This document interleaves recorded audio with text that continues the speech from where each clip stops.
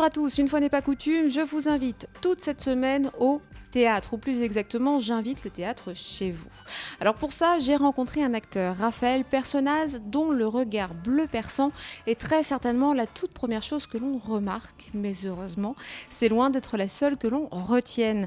En effet, il est passionné, il est passionnant, il est investi, il aime son métier plus que tout, et surtout, il est intarissable sur le sujet. C'est réellement quasi envoûtant de parler de ça avec lui, de ce métier de comédien qui fait rêver les foules et qui pourtant demande énormément d'investissement personnel, énormément de travail.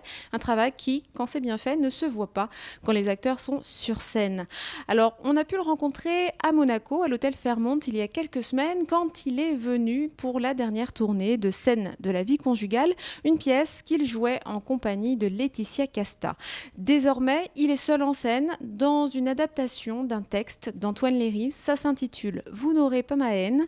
Et « Vous n'aurez pas ma haine », c'est l'histoire vraie d'Antoine Léry. C'est un homme qui a perdu sa femme lors des attentats du Bataclan en novembre 2015 et qui raconte comment on peut s'en sortir, comment on arrive à passer au-delà justement de la colère et de la haine.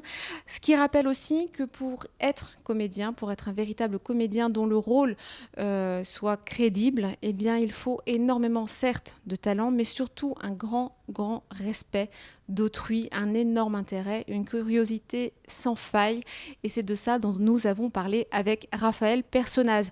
À noter donc que si je vous disais que le théâtre s'invitait chez vous, eh bien c'est que vous pourrez voir Raphaël Personnaz dans la 30e nuit des Molières. Ce sera sur France 2 en direct de la salle Pleyel et ce sera le 28 mai prochain.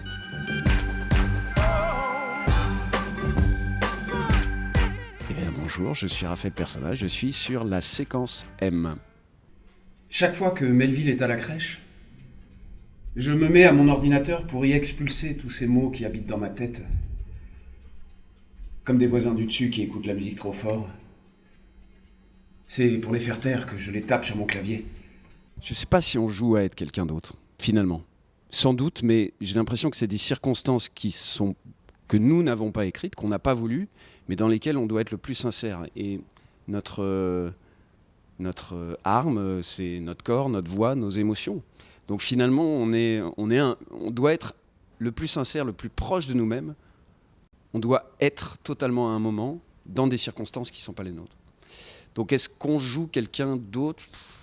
Et puis est-ce qu'on n'est pas multiple ? Enfin bon, c'est des grandes questions, mais est-ce qu'on n'est pas 800 dans le même cerveau à dialoguer ? Ouais. Oui, c'est possible. Oui, j'arrive pas à dormir. Enfin bon, bref. Et c'est l'endroit où on peut être totalement. Enfin, pour moi, c'est pour ça que j'aime tant ça.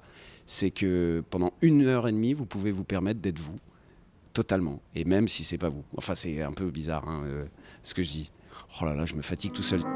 Je dois rejoindre Melville, qui se réveille de sa sieste. Il va prendre son goûter, comme tous les jours. Et je vais jouer avec lui, comme tous les jours. Et toute sa vie, ce petit garçon vous fera l'affront d'être heureux et libre. Car non, vous n'aurez pas sa haine non plus.